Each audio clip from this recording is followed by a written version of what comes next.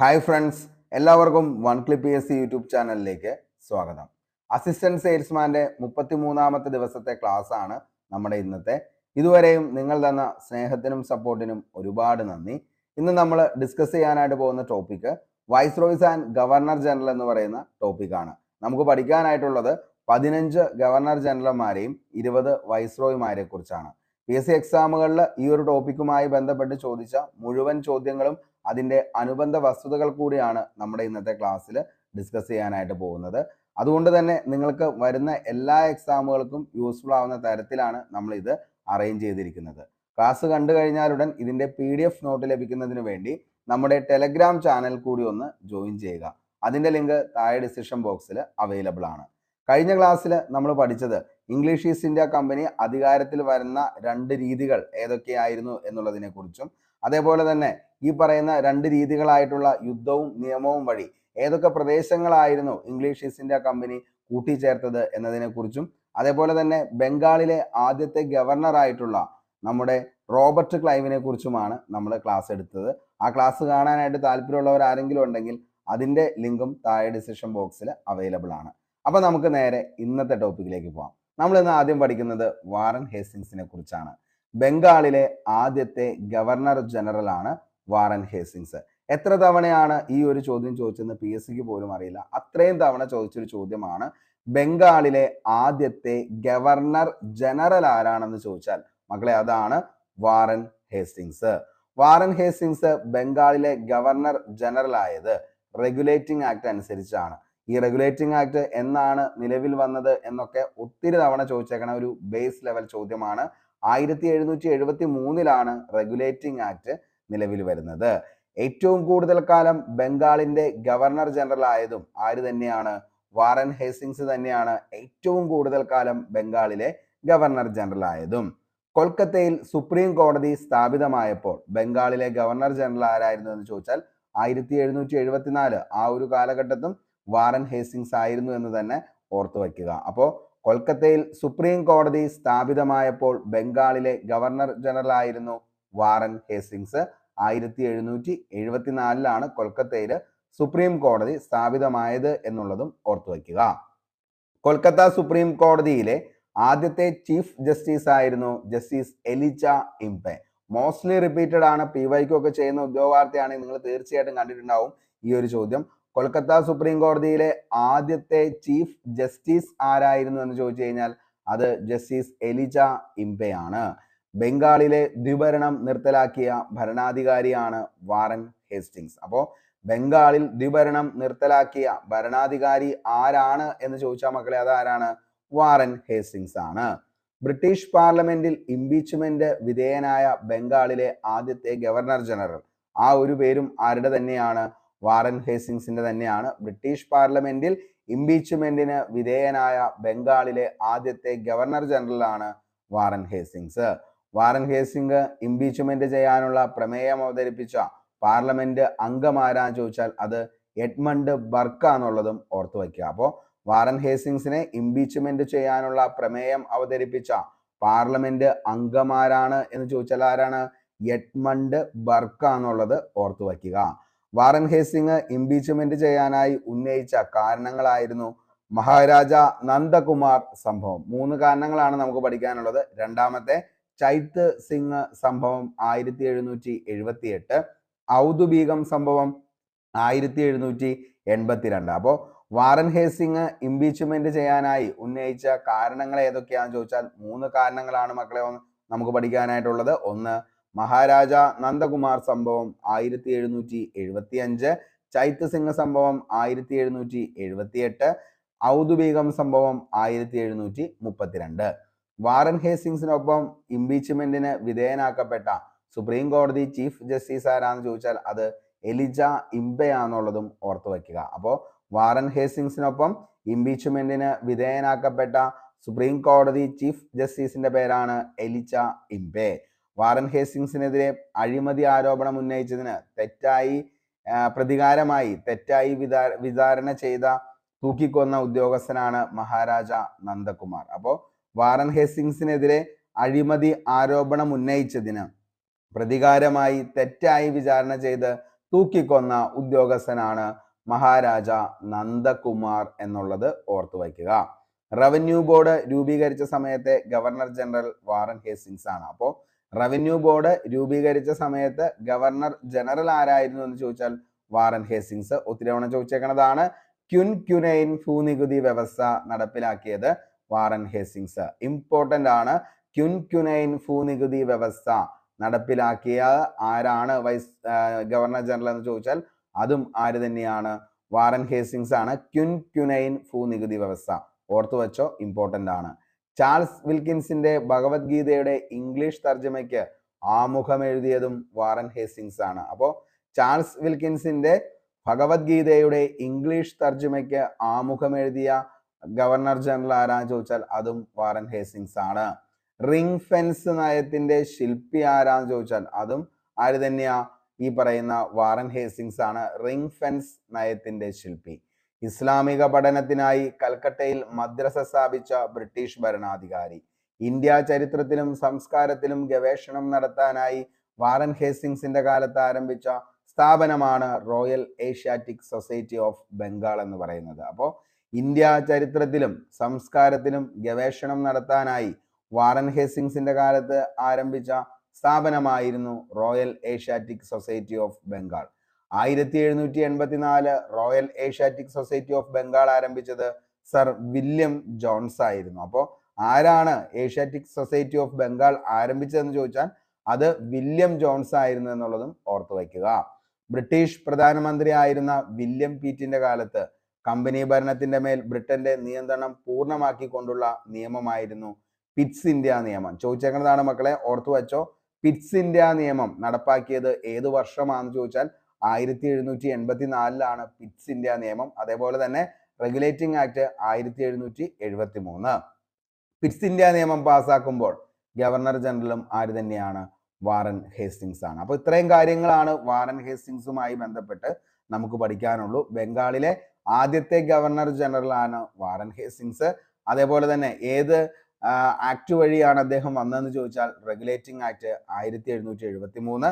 ബംഗാളില് അതേപോലെ തന്നെ കൊൽക്കത്തയിലെ സുപ്രീം കോടതി സ്ഥാപിതമായപ്പോൾ ഗവർണർ ജനറൽ ആയിരുന്നു വാറൻ ഹേസ്റ്റിങ്സ് 1774. അതേപോലെ തന്നെ കൊൽക്കത്ത സുപ്രീം കോടതിയിലെ ആദ്യത്തെ ചീഫ് ജസ്റ്റിസ് ആയിരുന്നു എലിജ ഇംപെ എന്നുള്ളതും ഓർത്തു വയ്ക്കുക. ഈ പറയുന്ന വാറൻ ഹേസ്റ്റിങ്സ് ഇംപീച്ച്മെന്റ് വിധേയനാകുന്നതിന് വേണ്ടി ഉന്നയിച്ച 3 കാരണങ്ങൾ ഏതൊക്കെയാണെന്ന് ചോദിച്ചാൽ മഹാരാജ നന്ദകുമാർ സംഭവം, ചൈത്ത് സിംഗ് സംഭവം, ഔദ്ബീഗം സംഭവം എന്നുള്ളത് ഓർത്തു വയ്ക്കുക.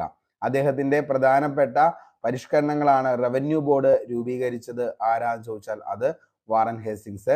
ക്വിൻക്യുനൈൻ ഭൂനികുതി വ്യവസ്ഥ നടപ്പിലാക്കിയത് വാറൻ ഹേസ്റ്റിങ്സ്.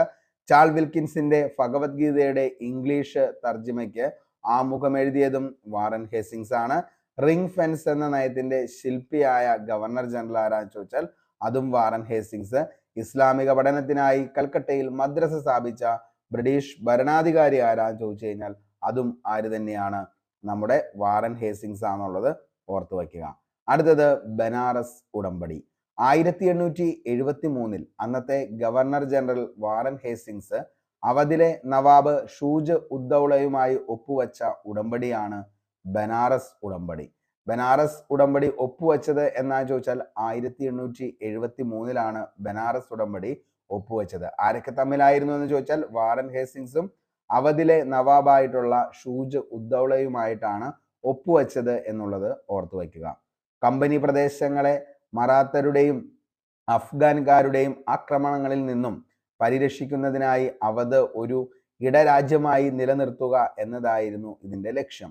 കരാർ പ്രകാരം മുഗൾ ചക്രവർത്തിയിൽ നിന്നും പിടിച്ചെടുത്ത അലഹബാദ്, കോറ എന്നീ ജില്ലകൾ അവധിന് നൽകിയതിന് പകരമായി 50 ലക്ഷം രൂപയും നവാബിന്റെ രക്ഷയ്ക്കായി നിർത്തുന്ന കമ്പനി സേനയുടെ സംരക്ഷണ ചെലവും നവാബ് വഹിക്കണമായിരുന്നു. ബനാറസ് ഉടമ്പടിയിൽ ഒപ്പുവെച്ച ഗവർണർ ജനറൽ ആരാന്ന് ഒത്തിരി തവണ ചോദിച്ചിട്ടുണ്ട് മക്കളെ, അതാണ് വാറൻ ഹേസ്റ്റിങ്സ് എന്നുള്ളതും ഓർത്തു വയ്ക്കുക. അപ്പോൾ ബനാറസ് ഉടമ്പടി 1873 ആരൊക്കെ തമ്മിലാന്ന് ചോദിച്ചാൽ വാറൻ ഹേസ്റ്റിങ്സും അതേപോലെ തന്നെ നവാബ് ഷൂജ് ഉദ്ദൗളയുമായിട്ടാണ് ഒപ്പുവെച്ചത് എന്നുള്ളതും ഓർത്തു വയ്ക്കുക. നമുക്ക് അടുത്തൊരു ഗവർണർ ജനറലെ കുറിച്ച് നോക്കാം. കോൺവാലിസ് പ്രഭു. ബംഗാളിൽ 2 പ്രാവശ്യം ഗവർണർ ജനറലായ ഏക വ്യക്തി. ബംഗാളിൽ 2 പ്രാവശ്യം ഗവർണർ ജനറലായ ഏക വ്യക്തി. പദവിയിലിരിക്കെ അന്തരിച്ച ബംഗാളിലെ ആദ്യത്തെ ഗവർണർ ജനറൽ. അപ്പോൾ ബംഗാളിൽ 2 പ്രാവശ്യം ഗവർണർ ജനറലായ ഏക വ്യക്തി, പദവിയിലിരിക്കെ അന്തരിച്ച ബംഗാളിലെ ആദ്യ ഗവർണർ ജനറൽ, ഇന്ത്യൻ നിയമങ്ങളെ ആദ്യമായി ക്രോഡീകരിച്ച ഭരണാധികാരി, ഇന്ത്യൻ സിവിൽ സർവീസിന്റെ പിതാവ്, 1792 ശ്രീരംഗപട്ടണം സന്ധി ഒപ്പുവെച്ചത് ആരാന്ന് ചോദിച്ചു കഴിഞ്ഞാൽ അത് കോൺവാലിസ് പ്രഭുവാണ്. കോടതികളെ ഗ്രേഡുകളായി തരംതിരിക്കുകയും ജില്ലാ കോടതികൾ സ്ഥാപിക്കുകയും ചെയ്തു. ഇന്ത്യയിൽ ക്രിമിനൽ കോടതികൾ സ്ഥാപിച്ചത് ആരാന്ന് ചോദിച്ചാൽ അത് കോൺവാലിസ് പ്രഭുവാണ്. ഇന്ത്യയിൽ ആദ്യമായി പോലീസ് സമ്പ്രദായം കൊണ്ടുവന്ന ഭരണാധികാരി. റവന്യൂ ഭരണവും നീതിന്യായ സമ്പ്രദായവും വേർതിരിക്കാനായി കോൺവാലിസ് കോഡ് കൊണ്ടുവന്നു. അതേപോലെ തന്നെ ജോനാത്തൻ ഡങ്കൻ ബനാറസ് സംസ്കൃത കോളേജ് 1791 സ്ഥാപിച്ചപ്പോൾ ബംഗാളിലെ ഗവർണർ ജനറൽ ആയിരുന്നു കോൺവാലിസ് പ്രഭു. കോൺവാലിസ് പ്രഭുവിന്റെ അന്ത്യ വിശ്രമ സ്ഥലമാണ് ഗംഗാതീരത്തെ ഗാന്ധിപൂർ എന്നുള്ളതും ഓർത്തു വയ്ക്കുക. അപ്പോൾ ഇത്രയാണ് കോൺവാലിസ് പ്രഭുവിനെ കുറിച്ച് നമുക്ക് പഠിക്കാനായിട്ടുള്ളൂ. ബംഗാളിൽ 2 പ്രാവശ്യം ഗവർണർ ജനറലായ ഏക വ്യക്തിയാണ് കോൺവാലിസ് പ്രഭു. അതേപോലെ തന്നെ പദവിയിലിരിക്കെ അന്തരിച്ച ബംഗാളിലെ ആദ്യത്തെ ഗവർണർ ജനറൽ ആരാന്ന് ചോദിച്ചാൽ അതും ആര് തന്നെയാ? കോൺവാലിസ് പ്രഭുവാണ്. ഇന്ത്യൻ നിയമങ്ങളെ ആദ്യമായി ക്രോഡീകരിച്ച ഭരണാധികാരി, ഇന്ത്യൻ സിവിൽ സർവീസിന്റെ പിതാവ് എന്നറിയപ്പെടുന്നു. ഒത്തിരി തവണ ചോദിച്ച ചോദ്യമാണ്. ഇന്ത്യൻ സിവിൽ സർവീസിന്റെ പിതാവ് എന്നറിയപ്പെടുന്നത് താഴെ പറയുന്നവയിൽ ഏത് ഗവർണർ ജനറൽ ആണെന്നുള്ളത് ചോദിച്ചിട്ടുണ്ട്. ആരാണ് ഇന്ത്യൻ സിവിൽ സർവീസിന്റെ പിതാവ് എന്നറിയപ്പെടുന്നത്? കോൺവാലിസ് പ്രഭു ആണെന്നുള്ളത് ഓർത്തു വയ്ക്കുക. ഓക്കെ. അതേപോലെ തന്നെ 1792 ശ്രീരംഗപട്ടണം സന്ധി ഒപ്പുവെച്ചത് കോൺവാലിസ് ആണ്. കോടതികളെ ഗ്രേഡുകളായി തരംതിരിക്കുകയും ജില്ലാ കോടതികൾ സ്ഥാപിക്കുകയും ചെയ്തത് കോൺവാലിസ് പ്രഭുവാണ്. ഇന്ത്യയിൽ ക്രിമിനൽ കോടതികൾ സ്ഥാപിച്ചു. ഇന്ത്യയിൽ ആദ്യമായി പോലീസ് സമ്പ്രദായം കൊണ്ടുവന്ന ഭരണാധികാരി. റവന്യൂ ഭരണവും നീതിന്യായ സമ്പ്രദായവും വേർതിരിക്കാനായി കോൺവാലിസ് കോഡ് കൊണ്ടുവന്നു. ജോനാത്തൻ ഡങ്കൻ ബനാറസ് സംസ്കൃത കോളേജ് 1791 സ്ഥാപിച്ചപ്പോൾ ബംഗാളിലെ ഗവർണർ ജനറൽ. കോൺവാലിസ് പ്രഭുവിന്റെ അന്ത്യവിശ്രമ സ്ഥലം ഗംഗാതീരത്തെ ഗാസിപ്പൂർ ആണെന്നുള്ളതും ഓർത്തു വയ്ക്കുക. അടുത്തൊരു ഗവർണർ ജനറലെ കുറിച്ച് നമുക്ക് പഠിക്കാം. Sir John show. ഇടപെടാതിരിക്കൽ നയം, നോൺ ഇന്റർവെൻഷൻ പോളിസി നടപ്പിലാക്കിയ ബംഗാൾ ഗവർണർ ജനറൽ ആണ് ജോൺ ഷോർ എന്ന് പറയുന്നത്. അപ്പോൾ ഇടപെടാതിരിക്കൽ നയം അതായത് നോൺ ഇന്റർവെൻഷൻ പോളിസി നടപ്പാക്കിയ ബംഗാൾ ഗവർണർ ജനറൽ ആണ് ജോൺ ഷോർ. 1793 ആദ്യത്തെ ചാർട്ടർ ആക്ട് നിലവിൽ വന്നപ്പോൾ ഗവർണർ ജനറൽ ആരായിരുന്നു എന്ന് ചോദിച്ചു കഴിഞ്ഞാൽ സർ ജോൺ ഷോർ ആണ്. 1793 ആദ്യത്തെ ചാർട്ടർ ആക്ട് നിലവിൽ വന്നപ്പോൾ ഗവർണർ ജനറൽ. മറാത്തക്കാരും ഹൈദരാബാദിലെ നൈസാമും തമ്മിലുള്ള ഖാർദ യുദ്ധം നടക്കുമ്പോൾ ബംഗാൾ ഗവർണർ ജനറലും ആര് തന്നെയായിരുന്നു? ജോൺ ഷോർ ആയിരുന്നു എന്നുള്ളത് ഓർത്തു വയ്ക്കുക. അപ്പോൾ മറാത്തക്കാരും ഹൈദരാബാദിലെ നൈസാമും തമ്മിലുള്ള ഖാർദ യുദ്ധം നടക്കുമ്പോൾ Bengal governor general John Shore ആണെന്നുള്ളത് ഓർത്തു വയ്ക്കുക. അടുത്തത് റിച്ചാർഡ് വെല്ലസ്ലി. ബംഗാൾ കടുവ എന്ന് സ്വയം വിശേഷിപ്പിച്ച ബംഗാൾ ഗവർണർ ജനറൽ ആണ് റിച്ചാർഡ് വെല്ലസ്ലി. അപ്പോൾ ബംഗാൾ കടുവ എന്ന് സ്വയം വിശേഷിപ്പിച്ച ബംഗാൾ ഗവർണർ ജനറൽ ആണ് റിച്ചാർഡ് വെല്ലസ്ലി. ബ്രിട്ടീഷ് ഇന്ത്യയിലെ അക്ബർ എന്നറിയപ്പെടുന്നത് ആരാന്ന് ചോദിച്ചാൽ റിച്ചാർഡ് വെല്ലസ്ലി ആണ് ബ്രിട്ടീഷ് ഇന്ത്യയിലെ അക്ബർ എന്ന് അറിയപ്പെടുന്നത്. മദ്രാസ് പ്രസിഡൻസി സ്ഥാപിക്കുന്നതിൽ മുഖ്യ പങ്ക് വഹിച്ച ബംഗാളിലെ ഗവർണർ ജനറൽ ആണ് റിച്ചാർഡ് വെല്ലസ്ലി. അപ്പോൾ മദ്രാസ് പ്രസിഡൻസി സ്ഥാപിക്കുന്നതിൽ മുഖ്യ പങ്ക് വഹിച്ച ബംഗാളിലെ ഗവർണർ ജനറൽ ആണ് റിച്ചാർഡ് വെല്ലസ്ലി. 1802 ശിശുഹത്യ നിരോധിച്ച ബംഗാളിലെ ഗവർണർ ജനറൽ. സൈനിക സഹായ വ്യവസ്ഥ കൊണ്ടുവന്ന ബംഗാൾ ഗവർണർ ജനറൽ ആണ് റിച്ചാർഡ് വെല്ലസ്ലി. അപ്പോൾ സൈനിക സഹായ വ്യവസ്ഥ കൊണ്ടുവന്ന ബംഗാൾ ഗവർണർ ജനറൽ ആണ് ആരെന്ന് പറയുന്നത്? Richard Wellesley. ഒത്തിരി തവണ ചോദിച്ചേക്കണ ചോദ്യമാണ് മക്കളെ, ഓർത്തു വയ്ക്കുക. സൈനിക സഹായ വ്യവസ്ഥ otherwise known as subsidiary alliance എന്ന് പറയുന്നത് ഇത് കൊണ്ടുവന്നത് ആരാന്ന് ചോദിച്ചാൽ അത് റിച്ചാർഡ് വെല്ലസ്ലി ആണ്. എന്താണ് സൈനിക സഹായ വ്യവസ്ഥ എന്ന് ചോദിച്ചു കഴിഞ്ഞാൽ ആദ്യം നമുക്ക് ഇതെന്നാണ് നിലവിൽ വന്നതെന്ന് നോക്കാം. 1798 സൈനിക സഹായ വ്യവസ്ഥയിൽ ഒപ്പുവെച്ച ആദ്യ ഇന്ത്യൻ നാട്ടുരാജ്യം. ഒത്തിരി തവണ ചോദിച്ച മറ്റൊരു ചോദ്യമാണ്. സൈനിക സഹായ വ്യവസ്ഥയിൽ ഒപ്പുവെച്ച ആദ്യത്തെ ഇന്ത്യൻ നാട്ടുരാജ്യം ചോദിച്ചു കഴിഞ്ഞാൽ അത് ഹൈദരാബാദാണ്. സൈനിക സഹായ വ്യവസ്ഥയിൽ ഒപ്പുവെച്ച മറ്റു നാട്ടുരാജ്യങ്ങളാണ് തഞ്ചാവൂരും ഇൻഡോറും. അപ്പോൾ സൈനിക സഹായ വ്യവസ്ഥയിൽ ഒപ്പുവെച്ച മറ്റു നാട്ടുരാജ്യങ്ങൾ ഏതൊക്കെയാണെന്ന് ചോദിച്ചാൽ തഞ്ചാവൂരും ഇൻഡോറുമാണ്. സൈനിക സഹായ വ്യവസ്ഥ അംഗീകരിക്കുന്ന നാട്ടുരാജ്യം തങ്ങളുടെ രാജ്യത്ത് ഒരു ബ്രിട്ടീഷ് പ്രതിനിധിയെ നിയമിക്കുകയും ഒരു ബ്രിട്ടീഷ് സൈന്യത്തെ സ്വന്തം ചെലവിൽ നിലനിർത്തുകയും ചെയ്യണം. അപ്പോൾ സൈനിക സഹായ വ്യവസ്ഥ എന്നാണ് നിലവിൽ വന്നതെന്ന് ചോദിച്ചാൽ 1798 ആരാണിത് കൊണ്ടുവന്നത് എന്ന് ചോദിച്ചു കഴിഞ്ഞാൽ അത് റിച്ചാർഡ് വെല്ലസ്ലി ആണ്.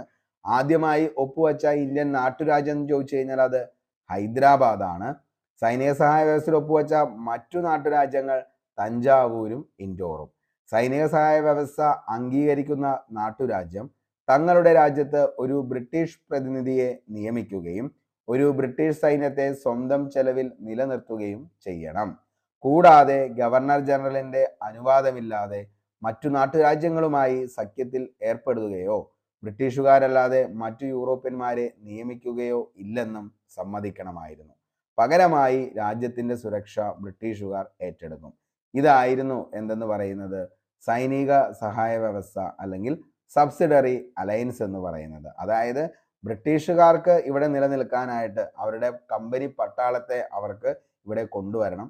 അത് തീറ്റിപ്പോറ്റുന്നതിന് വേണ്ടിയിട്ട് ബ്രിട്ടീഷുകാർക്ക് അതിന് നിലവിൽ മുടക്കാനായിട്ടുള്ള മുതൽ ഇവിടെ ഇല്ലാത്തത് കൊണ്ട് തന്നെ ഇവിടുത്തെ നാട്ടുരാജാക്കന്മാരുടെ കൂടെ പിടിച്ച് അവരെ കൊണ്ട് എന്ത് ചെയ്യിപ്പിക്കുക, ഇവിടുത്തെ നാട്ടുരാജാക്കന്മാര് അതേപോലെ തന്നെ നാട്ടുരാജ്യങ്ങളുടെ സംരക്ഷണവും ബ്രിട്ടീഷുകാർ ഏറ്റെടുക്കും എന്നുള്ള ഒരു ഒരു ധാരണയുടെ പുറത്ത് അവരെന്ത് ചെയ്യുന്നു, ഈ പറയുന്ന കമ്പനി പട്ടാളത്തെ തീറ്റിപ്പോറ്റുന്നു. അപ്പോൾ ഇതിനു വേണ്ടിയിട്ട് ഇറക്കിയ ഒരു കുതന്ത്രമായിരുന്നു എന്ന് വേണമെങ്കിൽ നമുക്ക് പറയാം ഈ പറയുന്ന സൈനിക സഹായ വ്യവസ്ഥ എന്ന് പറയുന്നത്. അങ്ങനെ ഓരോ നാട്ടുരാജ്യവും സൈനിക സഹായ വ്യവസ്ഥയിൽ ഒപ്പിടുകയാണ്. അങ്ങനെ ബ്രിട്ടീഷ് പട്ടാളത്തെ ഒരു ചെലവുമില്ലാതെ അവർക്ക് ഇവിടെ നിലനിർത്താനായിട്ട് പറ്റുകയും ചെയ്യുമായിരുന്നു. ഓക്കെ, ഇനി റിച്ചാർഡ് വെല്ലസ്ലിയുടെ കാലത്തെ പ്രധാനപ്പെട്ട ഭൂനികുതി വ്യവസ്ഥകളാണ്.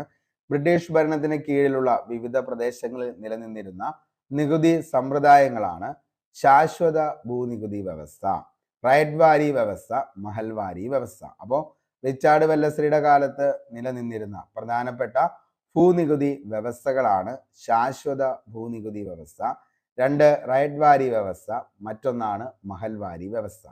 എന്താണ് ശാശ്വത ഭൂനികുതി വ്യവസ്ഥ എന്ന് ചോദിച്ചാൽ ബംഗാൾ, ബീഹാർ, ഒറീസ എന്നീ പ്രദേശങ്ങളിൽ നടപ്പിലാക്കിയ ഭൂനികുതി വ്യവസ്ഥയാണ് പെർമനന്റ് ലാൻഡ് റവന്യൂ സെറ്റിൽമെന്റ്, അതായത് ശാശ്വത ഭൂനികുതി വ്യവസ്ഥ. എവിടെയാ?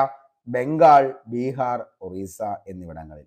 ആദ്യമായി ബംഗാൾ, ബീഹാർ, ഒറീസ പ്രദേശങ്ങളിൽ ശാശ്വത ഭൂനികുതി വ്യവസ്ഥ നടപ്പിലാക്കിയത് കോൺവാലിസ് പ്രഭുവാണ്. ശാശ്വത ഭൂനികുതി വ്യവസ്ഥ സെമീന്ദാരി സമ്പ്രദായം എന്നും അറിയപ്പെടുന്നു. ശാശ്വത ഭൂനികുതി വ്യവസ്ഥ രൂപപ്പെടുത്തുന്നതിൽ പ്രധാന പങ്കുവഹിച്ച ഉദ്യോഗസ്ഥനാണ് ജോൺ ഷോർ. ബംഗാളിൽ ശാശ്വത ഭൂനികുതി വ്യവസ്ഥ നടപ്പിലാക്കിയതും ജോൺ ഷോർ തന്നെയാണ്. സവിശേഷത ഇതിന്റെ എന്താണെന്ന് ചോദിച്ചു കഴിഞ്ഞാൽ ശാശ്വത ഭൂനികുതി വ്യവസ്ഥയിൽ ഒരു പ്രദേശത്തെ നികുതി പിരിച്ചെടുക്കുന്നതിന് സെമീന്ദാർ ആയിരുന്നു. നികുതി പിരിവിന് അധികാരമുണ്ടായിരുന്ന പ്രദേശത്തെ മുഴുവൻ ഭൂമിയുടെയും ഉടമസ്ഥൻ സെമീന്ദാർ ആയിരുന്നു. സെമീന്ദാർ ഭൂ ഉടമകൾ ആയതോടെ യഥാർത്ഥ കർഷകർ കുടിയാന്മാരായി മാറി. വിളവ് മോശമായാലും നികുതി നൽകണമായിരുന്നു. നിശ്ചിത തീയതിയിൽ നികുതി പണമായി നൽകണമായിരുന്നു. മുൻകാലങ്ങളിൽ ഉൽപ്പന്നങ്ങളാണ് കർഷകർ അന്ന് നികുതിയായി നൽകിയിരുന്നത്. ശാശ്വത ഭൂനികുതി വ്യവസ്ഥയിൽ കർഷകർ നികുതിയായി വിളവിന്റെ 60% നൽകണമായിരുന്നു. ഓക്കെ, അപ്പോൾ ഇതൊക്കെയായിരുന്നു എന്തിന്റെ ശാശ്വത ഭൂനികുതി വ്യവസ്ഥയുടെ പ്രധാനപ്പെട്ട സവിശേഷതകൾ എന്ന് പറയുന്നത്.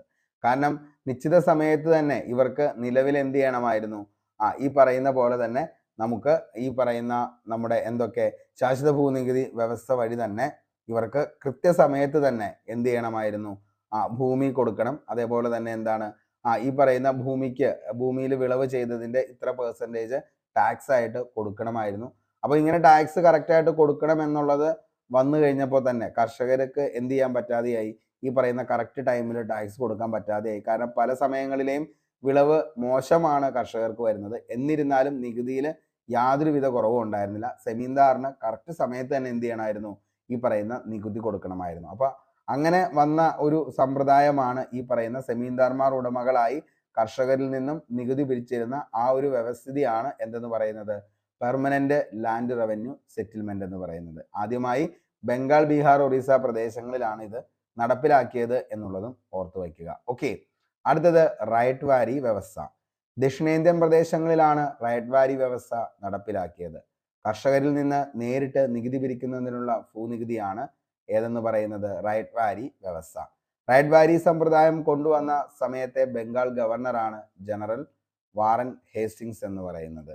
മദ്രാസിൽ റൈറ്റ് വാരി സമ്പ്രദായം കൊണ്ടുവന്ന മദ്രാസ് ഗവർണർ ജനറലാണ് തോമസ് മൺട്രോ എന്ന് പറയുന്നത്. അപ്പോൾ റൈറ്റ് വാരി വ്യവസ്ഥ, ദക്ഷിണേന്ത്യൻ പ്രദേശങ്ങളിൽ റൈറ്റ് വാരി വ്യവസ്ഥ നടപ്പിലാക്കിയത്, അതേപോലെ തന്നെ കർഷകരിൽ നിന്ന് നേരിട്ടാണ് റൈറ്റ് വാരി വ്യവസ്ഥ വഴി ഭൂനികുതി പിരിച്ചിരുന്നത്. റൈറ്റ് വാരി സമ്പ്രദായം കൊണ്ടുവന്ന സമയത്തെ ബംഗാൾ ഗവർണർ ജനറലാണ് ഹേസ്റ്റിംഗ് പ്രഭു എന്നുള്ളതും ഓർത്തു വയ്ക്കുക. അടുത്തതാണ് മഹൽവാരി വ്യവസ്ഥ. വടക്കു പടിഞ്ഞാറൻ ഇന്ത്യയിലാണ് മഹൽവാരി വ്യവസ്ഥ നടപ്പിലാക്കിയത്. മഹൽവാരി വ്യവസ്ഥയിൽ ഗ്രാമത്തലവനായിരുന്നു നികുതി പിരിച്ചിരുന്നത്. മഹൽവാരി വ്യവസ്ഥയിൽ ഗ്രാമങ്ങൾ ഒരു യൂണിറ്റായി കണക്കാക്കിയിരുന്നു. അതാണ് മഹൽവാരി എന്ന് പറയുന്നത്. അപ്പോൾ വടക്കു പടിഞ്ഞാറൻ ഇന്ത്യയിലാണ് മഹൽവാരി വ്യവസ്ഥ നടപ്പിലാക്കിയത്. മഹൽവാരി വ്യവസ്ഥയിൽ ഗ്രാമത്തലവനായിരുന്നു നികുതി പിരിച്ചിരുന്നത്.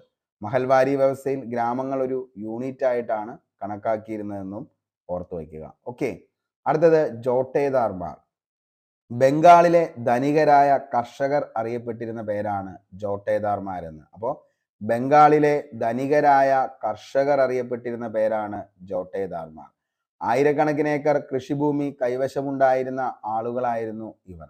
പ്രാദേശിക വ്യാപാരം നിയന്ത്രിച്ചിരുന്നു. കർഷകർക്ക് പണം പലിശയ്ക്ക് നൽകിയിരുന്നു. ജോട്ടേദാർമാരുടെ കൃഷിഭൂമിയിൽ കൃഷി ചെയ്യുന്നത് പാട്ടക്കാരായിരുന്നു. ജമീന്ദാർമാരെക്കാൾ സ്വാധീന ശക്തിയുള്ളവരായിരുന്നു പല ജോട്ടേദാർമാരും. നോർത്ത് ബംഗാളിലെ ജോട്ടേദാർമാരായിരുന്നു വളരെയധികം സമ്പന്നരും ആയിരുന്നത്. ഓക്കെ, അപ്പോൾ ജോട്ടേദാർമാർ എന്ന് പറയുന്നത് എന്താ, ബംഗാളിലെ ധനികരായിട്ടുള്ള കർഷകർ തന്നെയായിരുന്നു ജോട്ടേദാർമാർ. ശരിക്കും പറഞ്ഞാൽ ഈ ജമീന്ദാർമാരെ പോലെ തന്നെയുള്ള മറ്റൊരു വിഭാഗം, അവരെക്കാൾ കുറച്ചുകൂടി സമ്പത്തും അധികാരവും കയ്യിലുണ്ടായിരുന്ന ആളുകളായിരുന്നു ജോട്ടേദാർമാര്. അവരും ഇതേപോലെ തന്നെയാണ്. ആയിരക്കണക്കിന് ഏക്കർ കൃഷിഭൂമിയാണ് ഇവരുടെ കൈവശം ഉണ്ടായിരുന്നത്. അവരും എന്ത് ചെയ്യുന്നു, ഈ പറയുന്ന ആളുകൾക്ക് പാട്ടത്തിനും അതേപോലെ തന്നെ പലിശയ്ക്കൊക്കെയാണ് ഇത് എന്ത് ചെയ്തുകൊണ്ടിരുന്നത്, കൊടുത്തുകൊണ്ടിരുന്നത് എന്നുള്ളതും ഓർത്തു വയ്ക്കുക. ഓക്കെ, പ്രധാന സംഭവങ്ങൾ: നാലാം മൈസൂർ യുദ്ധം 1799, ടിപ്പുവിന്റെ മരണം. കൽക്കട്ടയിൽ ഫോർട്ട് വില്യം കോളേജ് സ്ഥാപിക്കപ്പെട്ടു. രണ്ടാം ആംഗ്ലോ മറാത്ത യുദ്ധം നടന്നു. ബ്രിട്ടീഷുകാരും പേർഷ്വ ബാജിറാവു രണ്ടാമനും ബാസെയിൻ സന്ധി ഒപ്പുവെച്ചു. അപ്പോൾ ഇത്രയാണ് ഈ സമയത്തെ ഏറ്റവും പ്രധാനപ്പെട്ട സംഭവങ്ങൾ എന്ന് പറയുന്നത്. അപ്പോൾ നാലാം മൈസൂർ യുദ്ധം 1799, ടിപ്പു കൊല്ലപ്പെട്ട യുദ്ധം ഏതാന്ന് ചോദിച്ചാൽ നാലാം മൈസൂർ യുദ്ധം. നമ്മൾ കഴിഞ്ഞ ക്ലാസ്സിൽ ഡിസ്കസ് ചെയ്ത് പോയതാണിത്. അതേപോലെ തന്നെ കൽക്കട്ടയിലെ ഫോർട്ട് വില്യം കോളേജ് സ്ഥാപിക്കപ്പെട്ടു. രണ്ടാം ആംഗ്ലോ മറാത്ത യുദ്ധം നടന്നത് ഈ ഒരു സമയത്താണ്. ബ്രിട്ടീഷുകാരും പേർഷ്വ ബാജിറാവു രണ്ടാമനും ബാസെയിൻ സന്ധി ഒപ്പുവെച്ചു. ഇനി നമുക്ക് അടുത്ത് പഠിക്കാം ജോർജ് ബാർലോ. 1806 വെല്ലൂർ ലഹള നടന്നപ്പോൾ ബംഗാളിലെ ഗവർണർ ജനറൽ ആണ് ജോർജ് ബാർലോ. ഇന്ത്യയിൽ അടിമ വ്യാപാരം അവസാനിപ്പിച്ച ബംഗാളിലെ ഗവർണർ ജനറൽ ആണ് ജോർജ് ബാർലോ. 1807 ഇന്ത്യയിൽ അടിമ വ്യാപാരം അവസാനിപ്പിച്ചത്. ബ്രിട്ടീഷ് ഇന്ത്യയിലെ ആക്ടിംഗ് ഗവർണർ ജനറൽമാരിൽ ഏറ്റവും കൂടുതൽ കാലം ആ പദവിയിൽ തുടർന്ന വ്യക്തിയാണ് ജോർജ് ബാർലോ എന്നുള്ളതും ഓർത്തു വയ്ക്കുക. അപ്പോൾ ബ്രിട്ടീഷ് ഇന്ത്യയിലെ ആക്ടിംഗ് ഗവർണർ ജനറൽമാരിൽ ഏറ്റവും കൂടുതൽ കാലം ആ പദവിയിൽ തുടർന്ന വ്യക്തിയാണ് ജോർജ് ബാർലോ. ഇനി മിന്റോ ഫസ്റ്റ്. 1809 അമൃതസർ സന്ധി ഒപ്പുവെക്കുമ്പോൾ ബംഗാൾ ഗവർണർ ജനറൽ ആയിരുന്നു മിന്റോ ഫസ്റ്റ്. അപ്പോൾ 1809 അമൃതസർ സന്ധി ഒപ്പുവെക്കുമ്പോൾ ബംഗാളിലെ ഗവർണർ ജനറൽ ആയിരുന്നു മിന്റോ ഫസ്റ്റ്.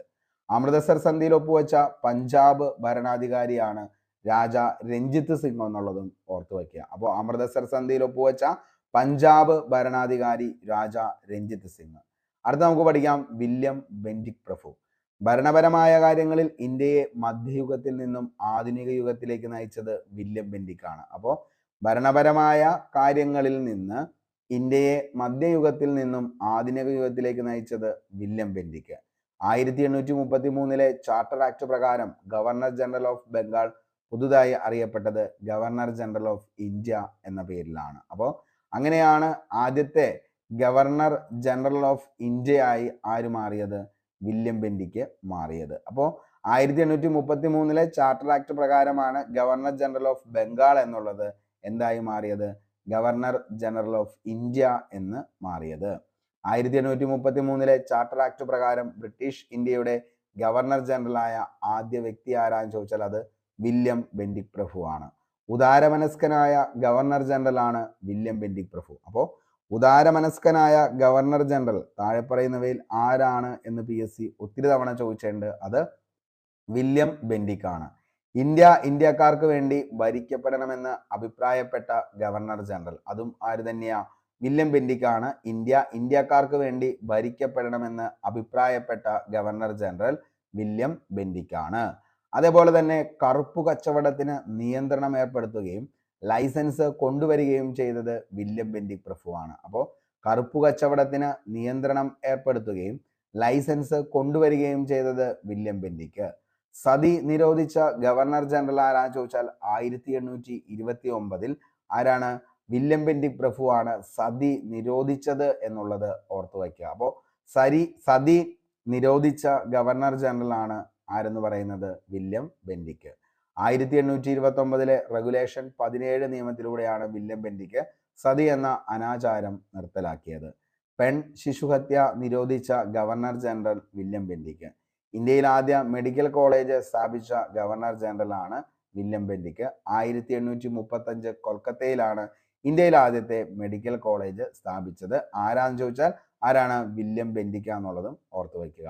പ്രധാനപ്പെട്ട സംഭവങ്ങൾ നോക്കുകയാണെങ്കിൽ കുടകിനെ ബ്രിട്ടീഷ് സാമ്രാജ്യത്തോട് കൂട്ടിച്ചേർത്തത് വില്യം ബെന്റിക് ആണ്. കുടകിനെ ബ്രിട്ടീഷ് സാമ്രാജ്യത്തോട് കൂട്ടിച്ചേർത്തത് ആരാണ്? William Bentinck.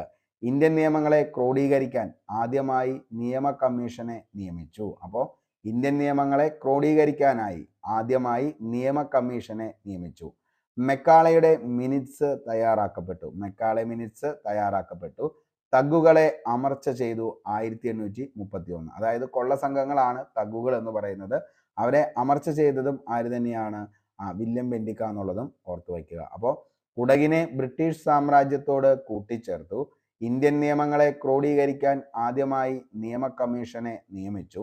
മെക്കാളയുടെ മിനിറ്റ്സ് തയ്യാറാക്കപ്പെട്ടു. തഗ്ഗുകളെ അമർച്ച ചെയ്തു 1831 എന്നുള്ളതും ഓർത്തു വയ്ക്കുക. ഇനി ബംഗാളിലെ ആദ്യത്തെ ഗവർണർ ആരാന്ന് ചോദിച്ചാൽ അത് റോബർട്ട് ക്ലൈവ് ആണ്. ബംഗാളിലെ ആദ്യത്തെ ഗവർണർ എന്നറിയപ്പെടുന്നത് റോബർട്ട് ക്ലൈവ്. ബംഗാളിലെ അവസാനത്തെ ഗവർണർ ആരാന്ന് ചോദിച്ചാൽ അത് വാറൻ ഹേസ്റ്റിങ്സ് ആണ്. അപ്പോൾ ബംഗാളിലെ അവസാനത്തെ ഗവർണർ വാറൻ ഹേസ്റ്റിങ്സ്. ബംഗാളിലെ ആദ്യത്തെ ഗവർണർ ജനറൽ ആരാന്ന് ചോദിച്ചാൽ അതും വാറൻ ഹേസ്റ്റിങ്സ് ആണ്. അപ്പോൾ അവസാനത്തെ ഗവർണർ വാറൻ ഹേസ്റ്റിങ്സ് ആണ്. ആദ്യത്തെ ഗവർണർ ജനറലും വാറൻ ഹേസ്റ്റിങ്സ്. ബ്രിട്ടീഷ് ഇന്ത്യയിലെ ആദ്യത്തെ ഗവർണർ ജനറൽ ആണ് വില്യം ബെന്റിക്. അപ്പോൾ ബ്രിട്ടീഷ് ഇന്ത്യയിലെ ആദ്യത്തെ ഗവർണർ ജനറൽ ആരാന്ന് ചോദിച്ചാൽ മക്കളെ അത് വില്യം ബെന്റിക് ആണെന്നുള്ളത് ഓർത്തു വയ്ക്കുക. ബ്രിട്ടീഷ് ഇന്ത്യയിലെ അവസാനത്തെ ഗവർണർ ജനറൽ ആണ് കാനിങ് പ്രഭു. അപ്പോൾ ബ്രിട്ടീഷ് ഇന്ത്യയിലെ അവസാനത്തെ ഗവർണർ ജനറൽ ആണ് കാനിങ് പ്രഭു. ബ്രിട്ടീഷ് ഇന്ത്യയിലെ ആദ്യത്തെ വൈസ്രോയി ആണ് കാനിങ് പ്രഭു. ബ്രിട്ടീഷ് ഇന്ത്യയിലെ ആദ്യത്തെ വൈസ്രോയി കാനിങ് പ്രഭു. ബ്രിട്ടീഷ് ഇന്ത്യയിലെ അവസാനത്തെ വൈസ്രോയി ലൂയി മൗണ്ട് ബാറ്റൻ. സ്വതന്ത്ര ഇന്ത്യയിലെ ആദ്യത്തെ ഗവർണർ ജനറൽ ആണ് ലൂയി മൗണ്ട് ബാറ്റൻ. സ്വതന്ത്ര ഇന്ത്യയിലെ ആദ്യത്തെ ഇന്ത്യക്കാരനായ ഗവർണർ ജനറൽ ആണ് സി രാജഗോപാലാചാരി. ഇന്ത്യക്കാരനായ ഒരേ ഒരു ഗവർണർ ജനറൽ ആരാന്ന് ചോദിച്ചാൽ അതിന്റെ ഉത്തരവും ആര് തന്നെയാ? സി രാജഗോപാലാചാരിയാണ്. സ്വതന്ത്ര ഇന്ത്യയിലെ അവസാനത്തെ ഗവർണർ ജനറൽ ആരാന്ന് ചോദിച്ചാൽ അതും ആര് തന്നെയാ? സി രാജഗോപാലാചാരി. ഗാന്ധിജിയുടെ മനസാക്ഷി സൂക്ഷിപ്പുകാരൻ ആരാന്ന് ചോദിച്ചാൽ അതിന്റെ ഉത്തരവും ആര് തന്നെയാ? സി രാജഗോപാല ആചാര്യാണ്. ഓക്കെ, അപ്പോൾ ഇത്രയും കാര്യങ്ങൾ വെരി വെരി ഇമ്പോർട്ടൻ്റ് ആണ്. ബംഗാളിലെ ആദ്യത്തെ ഗവർണർ ആരാന്ന് ചോദിച്ചാൽ മക്കളെ റോബർട്ട് ക്ലൈവ്. ബംഗാളിലെ അവസാനത്തെ ഗവർണർ ചോദിച്ചാൽ അത് വാറൻ ഹേസ്റ്റിങ്സ് ആണ്. ബംഗാളിലെ ആദ്യത്തെ ഗവർണർ ജനറൽ ആരാന്ന് ചോദിച്ചാൽ അത് വാറൻ ഹേസ്റ്റിങ്സ്. ബ്രിട്ടീഷ് ഇന്ത്യയിലെ ആദ്യത്തെ ഗവർണർ ജനറൽ ആരാന്ന് ചോദിച്ചാൽ അത് വില്യം ബെന്റിക് ആണ്. ബ്രിട്ടീഷ് ഇന്ത്യയിലെ അവസാനത്തെ ഗവർണർ ജനറൽ ആരാന്ന് ചോദിച്ചാൽ അത് കാനിങ് പ്രഭു ആണെന്നുള്ളത് ഓർത്ത് വയ്ക്കുക. ബ്രിട്ടീഷ് ഇന്ത്യയിലെ ആദ്യത്തെ വൈസ്രോയി ആരാന്ന് ചോദിച്ചാൽ അതും കാനിങ് പ്രഭു ആണ്. ബ്രിട്ടീഷ് ഇന്ത്യയിലെ അവസാനത്തെ വൈസ്രോയി ആരാന്ന് ചോദിച്ചാൽ ലൂയി മൗണ്ട് ബാറ്റനും. സ്വതന്ത്ര ഇന്ത്യയിലെ ആദ്യത്തെ governor general Louis Mountbatten. സ്വതന്ത്ര ഇന്ത്യയിലെ ആദ്യത്തെ ഇന്ത്യക്കാരനായ ഗവർണർ ജനറൽ സി രാജഗോപാലാചാരി. ഇന്ത്യക്കാരനായ ഒരേ ഒരു ഗവർണർ ജനറലാണ് സി രാജഗോപാലാചാരി. സ്വതന്ത്ര ഇന്ത്യയിലെ അവസാനത്തെ ഗവർണർ ജനറൽ ആരാന്ന് ചോദിച്ചാൽ അതും സി രാജഗോപാല ആചാര്യാന്നുള്ളത് ഓർത്തു വയ്ക്കുക. അപ്പോൾ ഇത്രയും കാര്യങ്ങളാണ് നമുക്ക് ഇവിടെ പഠിക്കാനായിട്ടുള്ളൂ. നമ്മൾ പറഞ്ഞ കാര്യങ്ങളൊക്കെ വ്യക്തമായി തന്നെ മനസ്സിലായി എന്ന് കരുതുന്നു. ക്ലാസ് കണ്ടു കഴിഞ്ഞാലുടൻ ഇതിൻ്റെ PDF നോട്ട് ലഭിക്കുന്നതിന് വേണ്ടി നമ്മുടെ ടെലഗ്രാം ചാനൽ കൂടി ഒന്ന് ജോയിൻ ചെയ്യുക. 1-2 പ്രാവശ്യം ക്ലാസ് കേട്ടതിന് ശേഷം നോട്ട്സും 1-2 പ്രാവശ്യം വായിക്കുക.